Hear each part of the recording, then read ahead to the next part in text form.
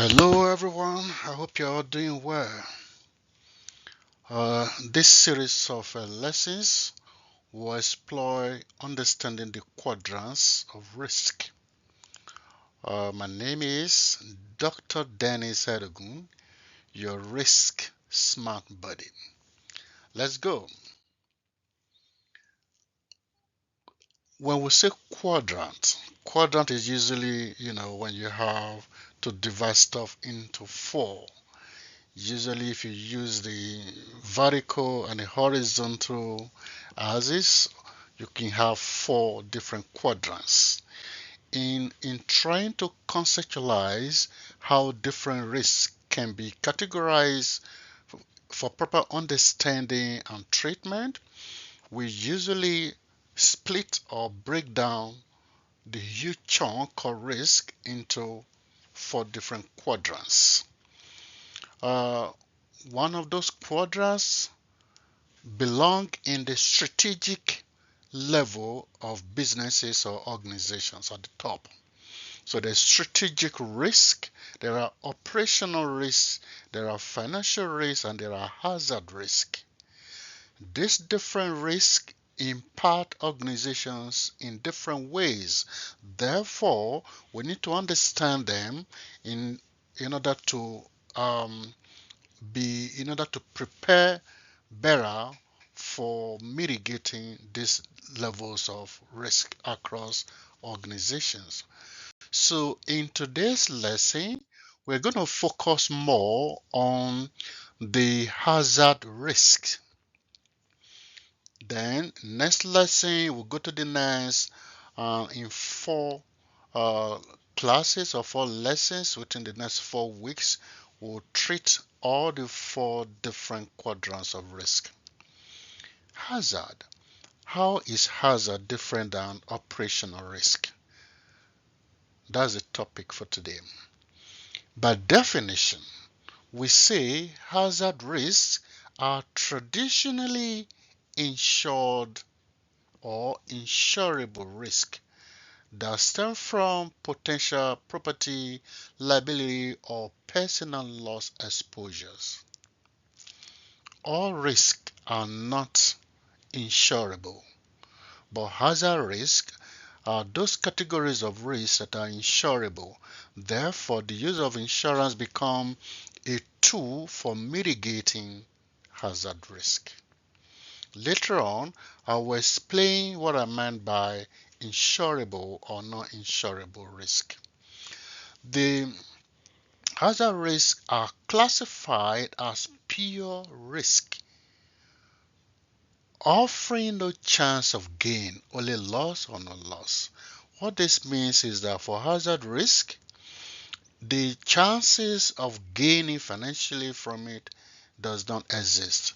Let's say, for instance, if you have a typical example would be, let's say you have a warehouse. If your warehouse catches fire, the risk is realized because fire has happened and the insurance could pay.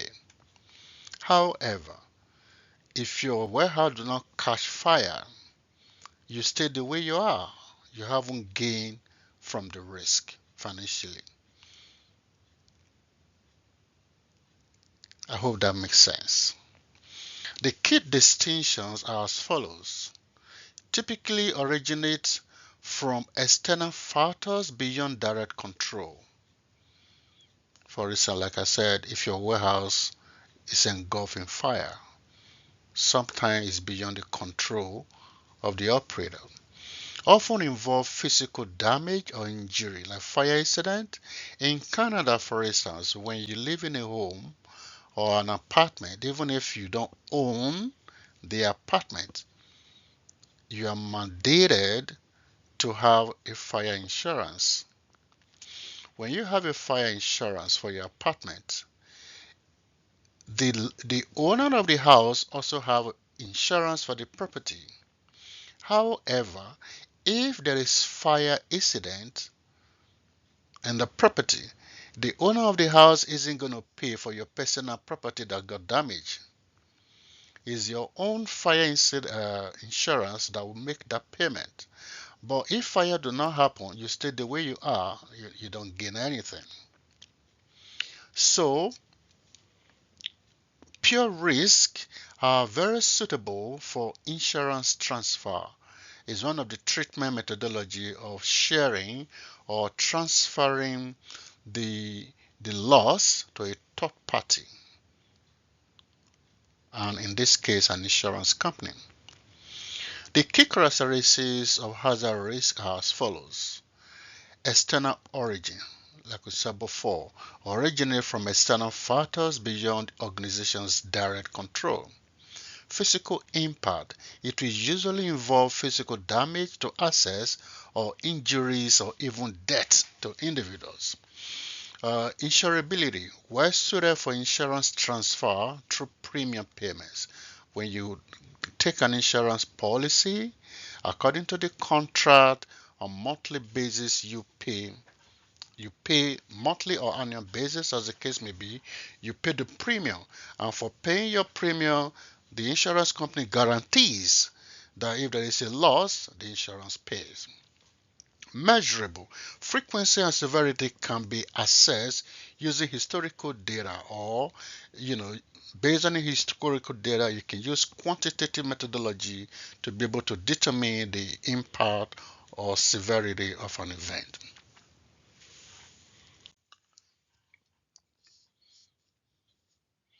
So what are property risk? Property risk, a class of hazard risk, involve potential damage to or loss of an organization's physical assets, like building, vehicles, and other physical infrastructure or physical asset, including buildings, equipment, inventories, intellectual property. This risk extend beyond direct repair costs to include interruption, business interruption, or and revenue loss. For instance, fire incident. When a factory is on fire or flooded due to high level of the sea, or due to excessive rainfall in certain areas, or earthquake. I mean, the the the western part of Jamaica has been involved in disaster for the past since October or so, and that disaster impacted a lot of people, and it was natural and not man-made. So theft, in businesses, properties and assets can be stolen, including even intellectual property.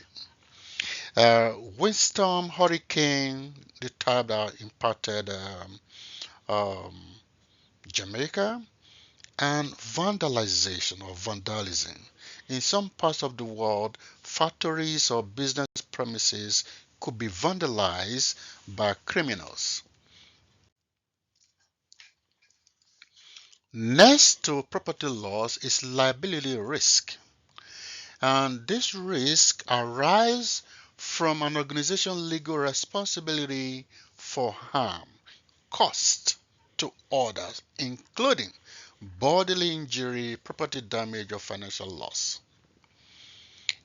For instance, product liability. If you buy a product and through the use of the product you are injured, of course, you can seek for a redress. Professional malpractice, environmental liability, general liability. These are classes of liability risk, which are also a class or a category of hazard risk or pure risk. And this pure risk can lead to significant financial losses through lawsuits and legal defense costs. In North America states, everything can end up in court. You can get sued for any conceivable thing. In some part of America, I read somewhere that somebody went to a coffee shop to buy coffee because the container with which the coffee was served was hot. He got some degree of burnt on his palm, and he went to court to make claims. So that's how serious liability risk can be. Personal risk is another class of hazard risk, and it relates to potential loss or harm to an organization's employees or key individuals, impacting productivity, operational continuity, and financial stability. Within the company, when key individuals are impacted negatively, it will impact the flow of operation. For instance, let's assume a machine operator got injured operating a particular machine. Of course, work is going to stop for time for him, even if other people might be able to continue. The equipment can also be damaged. So below are some classes of these kind of risk. Workplace injuries. Injuries or illnesses sustained by employee during employment, leading to medical costs, lost wages, and potential legal claims. Like I said, if you are injured on the job because of negligence on the part of your employer, you could sue them for and get redress from the court. This typically covered by workers' compensation insurance. So it's an insurance policy that organizations take to protect themselves against such occurrences, so that when employees are impacted, they can get benefits from the insurance. Employee malfeasance is another personal risk. Financial losses or reputational damage from dishonesty, fraudulent, or negligent acts on the part of employees. This usually will require robust internal controls and monitoring to ensure that people who are dubious do not take advantage of their employment to defraud the company or the company's clients. Key executive loss is another class of personnel risk. Loss of critical leadership or specialized skills due to unforeseen death or long-term disability impacting strategic direction. So imagine if a key employee within an organization who may be responsible for for the production of whatever product or services is rendered by the company is sick or maybe hit by some critical illness. For you to find replacement may take time, and during that interim, organization could lose a lot. This can affect operational continuity and business growth. If the founder of a company become critically ill, of course, that will generally impact the flow of the business. Employee health issues is another area. People can get sick within the workplace as a result of exposure to some dangerous chemicals or workplace hazards. So here we look at a process for managing risk. We've thought about this in subsequent lessons. Usually, according to ISO 31000, there is a process for managing risk. So first and foremost, you identify the risk, you assess the risk to determine the impact and frequency. Then you proffer solution to those risks before they happen, because risk management is proactive.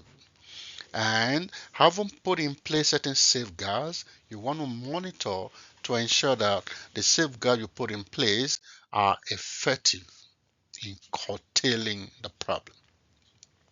So now, just like an individual who goes to a doctor for diagnosis will come out with a result of what can be done in order to address the health challenge that took the individual to the hospital. In risk management, having assessed our risk, we can't just stop there. We need to profile solutions to those risks before they happen. When they happen, it's already a disaster. It becomes disaster management. Okay, so in risk management, we identify, assess, evaluate, then treat our risk. There are four general methodology for treating risk. One of them is tolerate or retain. We usually represent this by the four T's. T, tolerate, transfer, treat, or terminate. So when we tolerate risk, we retain the risk. We accept the risk and its potential impact, financial or otherwise. This is usually suitable for low probability, low severity risk, or when other strategies are cost prohibitive.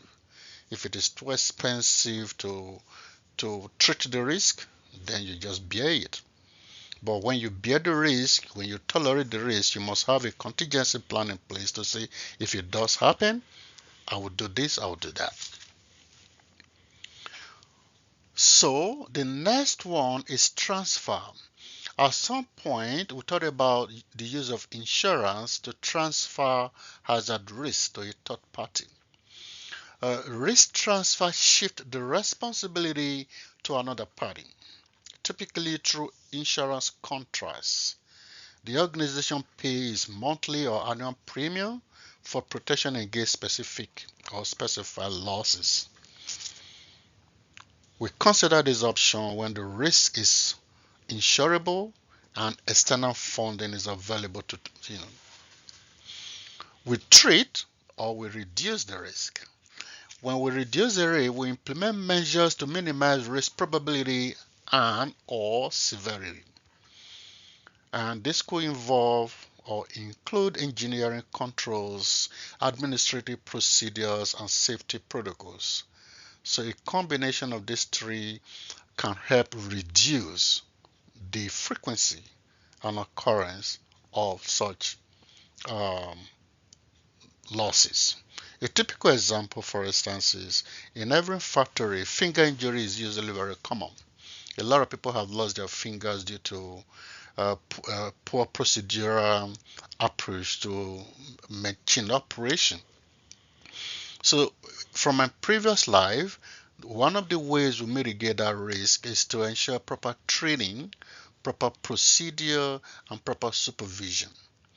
So these are procedural or administrative procedures and safety protocols that will help reduce that kind of risk. The final treatment methodology is to terminate or avoid. When you terminate or avoid, you eliminate the activity or process creating the risk in the first place.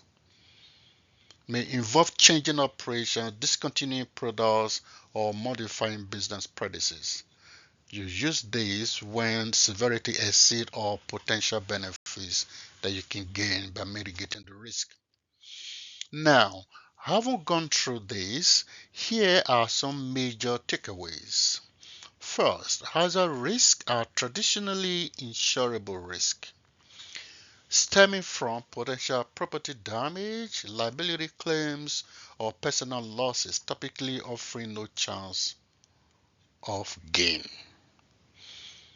Key characteristics include external origin, physical harm involvement, and quantifiable nature due to historical data.